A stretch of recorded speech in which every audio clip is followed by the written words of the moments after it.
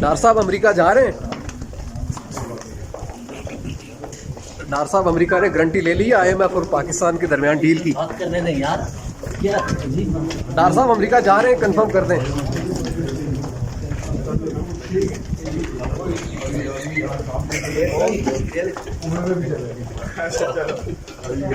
डार साहब अमेरिका जा रहे हैं अगले यार, हफ्ते। बात कर रहे हैं दो सर से उतरेंगे तुम लोग, जाहिल लोग। इमरान खान अच्छा नहीं था, कुछ तरीके से बात धक्के देते हैं ये। डार साहब ये देख लें कि रवैया आपका है और PMLN की गवर्नमेंट का है मीडिया के साथ। बहुत तहजीब लोग।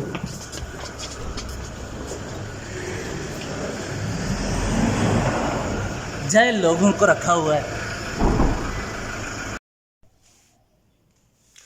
आधा रमज़ान गुजर गया, पाकिस्तान में इलेक्शन की तारीख दे दी गई। पंजाब के हवाले से और खैबर पख्तूनख्वा के हवाले से भी एक दरखास्त सुप्रीम कोर्ट के अंदर तहरीक इंसाफ जमा कराए हुए है। कहीं भी दूर दराज तक इलेक्शन का माहौल नजर नहीं आ रहा। हुकूमत चीफ जस्टिस ऑफ पाकिस्तान से इस्तीफा देने का मुतालबा कर रही है। वहीं अस्करी क़यादत के गुज़िश्ता रोज की कौमी इस्लामती कमेटी इजलास के अंदर हमें कुछ अहम इशारे देती हुई नजर आई।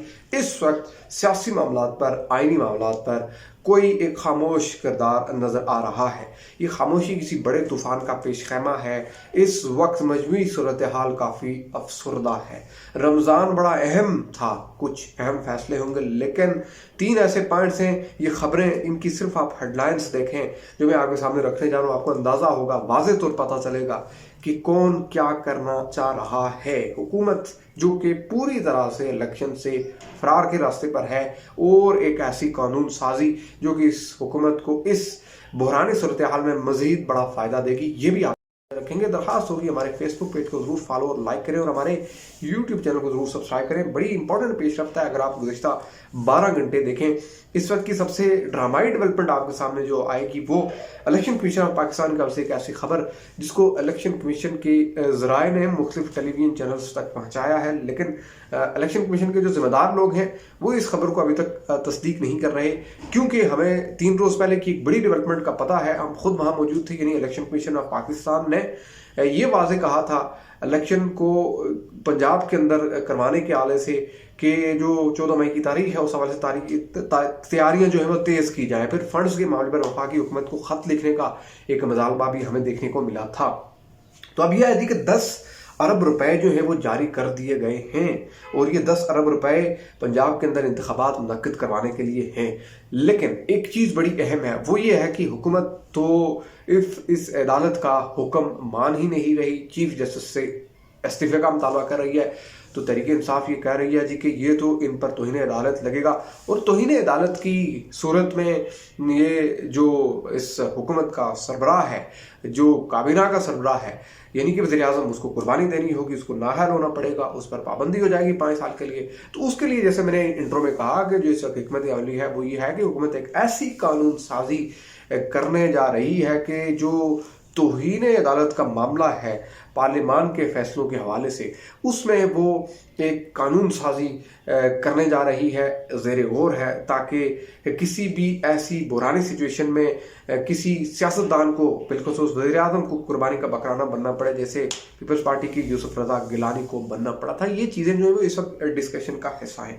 फिर जिस तरह से मैंने आपके सामने रखा कि अब अस्करी क़यादत जो है उसके ऊपर भी आंखें लगी हुई हैं, उसके ऊपर सबसे अहम ये कि आया उनकी विल क्या है। तो उस हवाले से जो मुख्तलिफ ज़राए बता रहे थे वो ये थी कि वो भी तो एक साथ इंतखाबात की बात कर रहे हैं, और एग्जैक्टली ये उनका बयानिया जो हुकूमत कैरी किए हुए है। लेकिन दूसरी जानिब आप देखें तो आपको एक बड़ा ही एतमाद, बड़ा ही कॉन्फिडेंस नजर आएगा तहरीक इंसाफ के लोगों के अंदर। वो तो कह रहे हैं देखें जी अदालत की तौहीन होगी, आयन के साथ छेड़छाड़ होगी, तो ऑब्वियसली कि ये वज़ीर आज़म भी हाथ से जाएंगे, सियासत इनके हाथ से जाएगी, नाअहल भी होंगे, और पंजाब के अंदर इंतखाबात तो इन्हें कराने होंगे। दूसरी जानब हमें इलेक्शन कमीशन भी ग्रीन सिग्नल देता हुआ नजर आता है। फिर वज़ारत ख़ज़ाना का आज का ये खबर जो कि अभी तक कंफर्म नहीं है। तो ले देकर इस वक्त एक ऐसी सिचुएशन है, एक ऐसी देखें गुज़श्ता रोज़ ये भी फैसला हुआ कि हम ऑपरेशन शुरू करेंगे जी दहशतगर्दों के खिलाफ। तो यही वो मामला था, एक माली और दूसरा सिक्योरिटी, जो कि सुप्रीम कोर्ट में बहस का हिस्सा रहा कि देखें जी, हमारी तो जो इस वक्त सूरत हाल है वो न माली एतबार से ऐसी है कि हमको ऐसे फैसले कर सकें, इलेक्शन करा सकें, ना ही सिक्योरिटी ऐसी है। तो सिक्योरिटी को लेकर इलेक्शन का आगाज हो रहा है। और दूसरी जानब हम देख रहे हैं जी कि ये जो सिचुएशन चल रही है, बड़ी अहम सिचुएशन है जी के 10 अरब रुपए, तो ये फिर कहाँ ये चीज़ स्टैब्लिश होगी? कुछ 50-50 बात नज़र आ रही है, लेकिन ये बहरहाल ज़रूर ख़तरा है। ये खामोशी किसी तूफान का पेशखेमा है। रही सही कसर आप देखें वो सुप्रीम कोर्ट ऑफ पाकिस्तान ने पूरी कर दी है। आपको कितनी बड़ी डिवीजन नज़र आ रही है। जिन अदालतों पर बहुत ज़्यादा एतमाद होता था, उन अदालतों के मुअज़्ज़ज़ जस्टिस साहिबान, उनके दरमियान कितना बड़ा इख्तिलाफ देखने को मिल रहा है। गुज़श्ता रोज़ को ही देखें, 25 सफ़ात कोई थोड़ी बात नहीं होती। 25 सफ़ात पर मुश्तमिल इतना बड़ा इख्तिलाफी नोट जो देखने को मिला, और उसके अंदर कुछ बचा ही नहीं कि वाज़े जिससे ना हो कि अदालत के अंदर क्या चलता रहा, क्या रिपोर्ट हुआ, और एग्जैक्टली आने वाले अरसे के लिए आप क्या तवक्को कर सकते हैं। यानी कि ये जब अदालत के एक सीनियर जस्टिस कह रहे हैं कि पार्लियामेंट को नहीं मजबूत होने दिया गया, ये कहा गया कि मैंने कभी भी इस ख़्वाहिश का इज़हार नहीं किया मुझे इस बेंच का हिस्सा न बनाया जाए, मैंने ये भी नहीं कहा कि मुझे इस बेंच से अलग किया गया, तो फिर ये इतने ज़्यादा पुरअसरारियत पर मबनी एक सूरत हाल, इसको किस जानिब जाने दिया जाए।